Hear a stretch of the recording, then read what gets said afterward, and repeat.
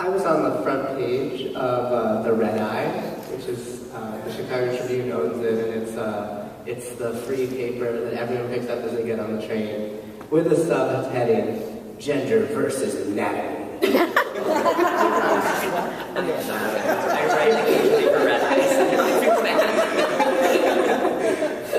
That was the thing I didn't consent to.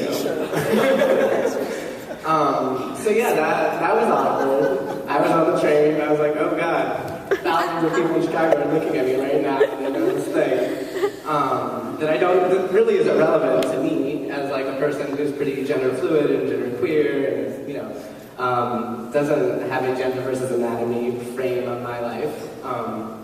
Yeah, I think we definitely have binaries, right? Like, I think that the gender fluidity is not something that we see really represented, and it's kind of, it's considered like too complicated. I think as a trans person who's complicated in a lot of my identities, right? Like, I'm mixed race, I'm half Latino, I'm like, you know, I'm like a youth, and like there's a lot of parts of who I am that I've been like, whoa, we're not ready for that.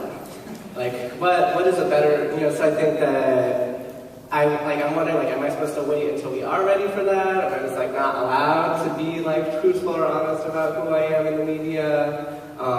So, like, one question is, like, how ready do we have to be, in my mind? And I'd say another thing is just, like, I mean, I feel like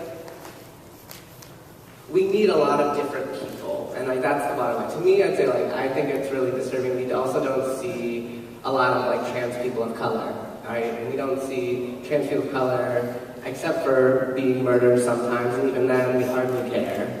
And then how many people, you know, like, there's no, like, on this panel, we don't have any African Americans. Like, how many times do we get to hear the same story about the community? And then, like, how do we create and find and pursue topics that are important to communities of color, right? Like, you know, HIV is, like, there's so much going on right now in HIV, and HIV, like, trans people of color are on the front lines of what's happening right now. But, like, are we hearing stories about that, and trans people in prison? Like, there are a lot of kinds of stories that matter to communities of color that we don't get to hear in the LGBT media. And so I think that intersectionality piece is really key. It's like, what are we doing to think about, you know, immigrants who are also trans, and immigration detention facilities that people are kept in.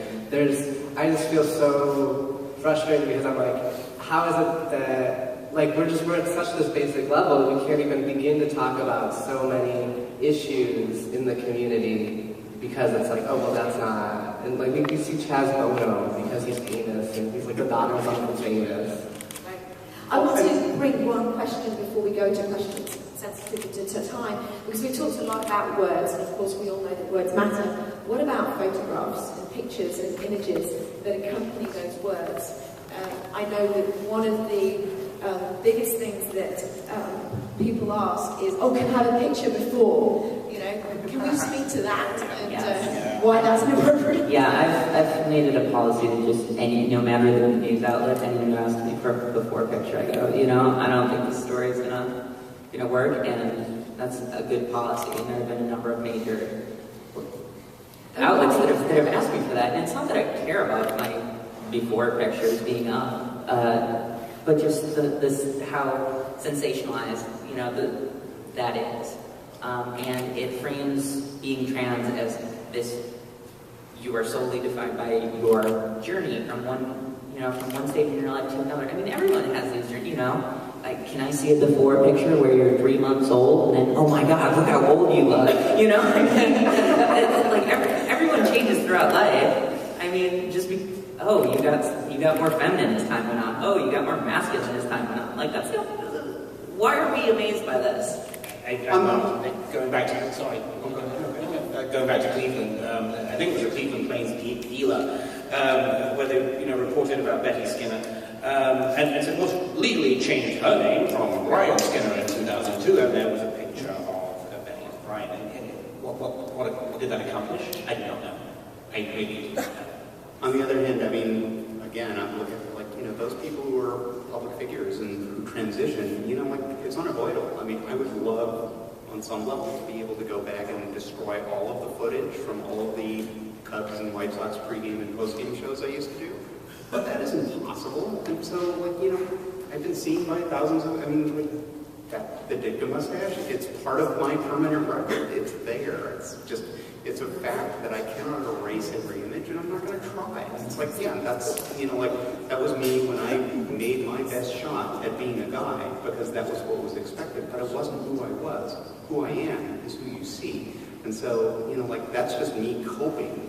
And so, it's not something that you can't make those things go. Right. Well, and I think that one of the more positive aspects of, people talk about the old guard, the new guard, the older trans people, younger trans people who read ridiculous sites like tsroadmap.com, which has harmed more people than it's helped. Which basically, give you this rundown of how to transition, as though there's one outlet. And that website was made by a person who preyed on the weaknesses of other people in the community. They went, I'm gonna just look for your one weak spot, and I'm gonna go, how's your voice? Buy my video set for $100 and some odd. But that was $4.99 now. Oh, great! Yeah, I heard about that the other day. But it's this whole, that mentality of you need to cut off your old life. You are a new person. You should quit your job and move across the country and take up a name that no one will ever guess, and change your last name too, so it's harder. And in the age of, in the age of the internet, that's not a reality for a lot of people, and that's I think a good thing. I mean, because those of us who choose to be open about being trans, we do it so, I do it so that I hope people who come out 10 years from now will have it better than I did, and I hope that people who come out 10 years after that have it even better. Like, we should want things to improve for future generations, not keep them the same. And I think that, this whole going stealth, deep stealth, that's awful. I mean, if that's someone's choice, that's cool, but selling that as a product is harmful. Believe me, I'd say, again, on the intersectionality issue, I like being the oldest person on the panel, but that's something where, looking back when I transitioned, the number of trans people who said, well, you haven't really invested in yourself unless you spend $80,000 on a new face. It's like, well, where the hell is that money going to come from? And no, I don't hate myself that much. I'm going to work with what I got. Why does spending that kind of money make you trans? Yeah. That's crazy. And is almost as ill as some of the the whole Barbie phenomenon and presentations of women and what is femininity in the first place. It's unhealthy and it's crazy. Yeah, and that's the thing. I know a lot of people, myself included, who I don't have this kind of money. After seeing that harmful, awful site. So I can't transition. I can't come out because if I'm gonna do this, I can't have anyone know I'm trans. I need to hide. That's great if you're white, upper class, have just a stable income. I mean, that's great. That's cool if you can do that. Most people can't, and we need to look out for those people who can't. When we start talking about if we're going to advocate for saying, hey, you should probably go get a new face. You should probably you should go reenact the movie Face Off for some reason. If we're going to do that, we need to advocate for these things to be covered by insurance. We need to make sure that trans people have the health care they need, not just make it so that only the people who are already wealthy can afford these things. It needs to be available for everyone all the time, and the media needs to make a big push for that too. Instead of framing it as transition care being controversial, it needs to be treated what it is, what every major medical organization says it is, which is medically necessary and should be covered if someone desires it. And that was the subject of, I wrote an outline for the New York Times in June about that. But it's an issue that's completely ignored by the media. Because gender is not defined about the surgeries you have or have not had. Yeah, I think she's sure, and it's tempting because, when I transitioned in 2009, you consider fully transition. You know, I had the final surgery, but again, my lack of knowledge said, okay, that's it. I was going to disappear into society, and you know, I figured trans-American, transatlantic, is going from one position to the other. I'd done it, been there, finished. I'm just a woman. I'm not trans anything. Why tar myself with that moniker? That was in 2009. A couple of years later, my psychologist says to me, will you come lecture some of my kids? They could really, you know, who are at Adler, they could want to be future psychologists, they could learn a lot from your story. I thought about it for an hour, 2 hours, and I thought, okay, fine, I'll do it. Terrified. And I did it, and they said, hey, you know, someone walks into my office now, I may be a little bit more welcoming, so I started to embrace it again, realizing that perhaps there's someone that could be helped by that. So I don't think anyone on this panel is alone in that sense, that we have re-embraced the moniker in order to help others, but it was not always an easy decision. I just don't want it to be my whole life. I don't want that to be the only thing you think about. Questions from the audience, I think. Yeah, Kathy. I want to make a comment, and then I have a quick question. I was on a panel about coverage of trans issues with a bunch of journalism students in New York City, and they just didn't get it. They were just trying to figure out, like, oh, why isn't coverage better? And I tried to explain that, like, and I said this, I kind of quipped, and then I realized, great title for a blog post, which I wrote. What's between your legs is the new what do you do in bed.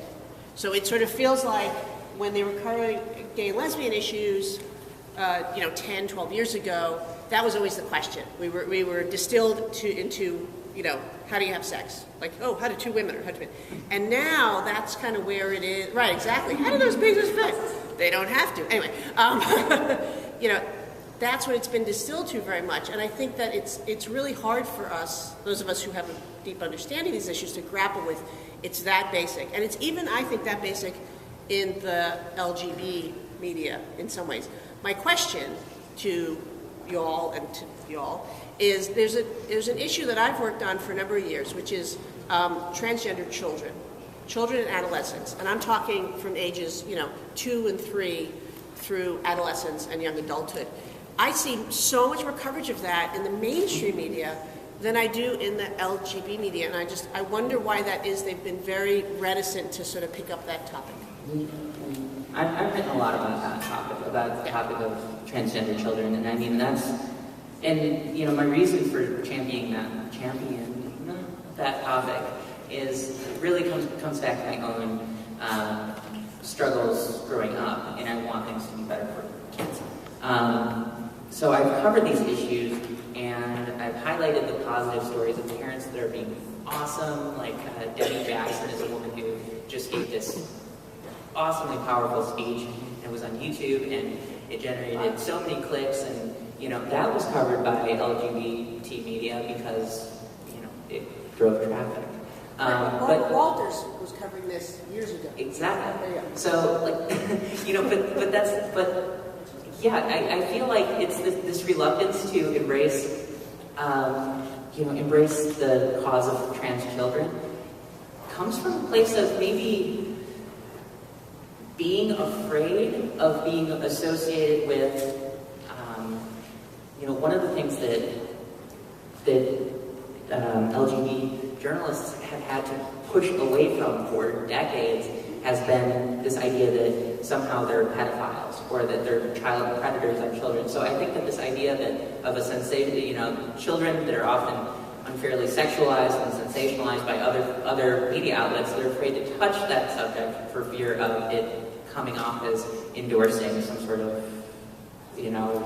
issue like that, when in reality, this has nothing to do with that. This is just someone trying to exist. And, I wrote an article at Slate recently called, Raising a Trans Child is not child abuse. I can't believe I had to write that article. But that's the messaging that's currently out there by conservatives. We need to fight back against it. That means that LGBT journalists need to fight back and not just sit there and let conservatives, knock us over.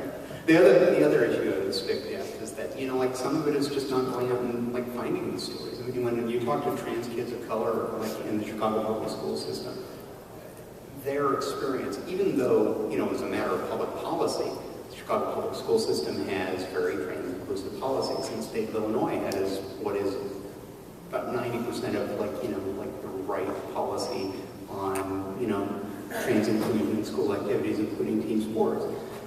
Even though, on a policy level, it might sound hunky-dory, the experiences of trans kids in color in the classrooms, in schools, is awful.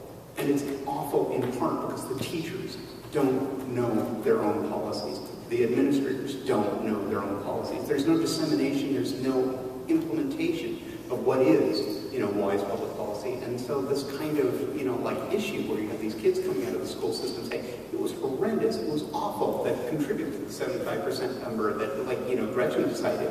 The fact that their reality isn't reflected in any way in terms of the bureaucratic, achievement of the CPS. That's immensely frustrating. Just the fact that, you can talk to them and they'll tell you what's wrong, but you're not going to hear that at the higher level. Conservative commentators are very good at creating controversy where none exists. I went to, I was covering the work of Dr. Garofalo at Children's Hospital, and I spoke to 3 families who had children who were trans, as young as 4 years old, all the way up to 14. And they were coming out in communities outside of Chicago, one in Michigan, Naperville, and then there was another suburb, and each of them had said, we're out to our family, we're out to the community, and we're not having any problems. I mean, 1 or 2 comments here and there, but, for the most part, people have been supportive.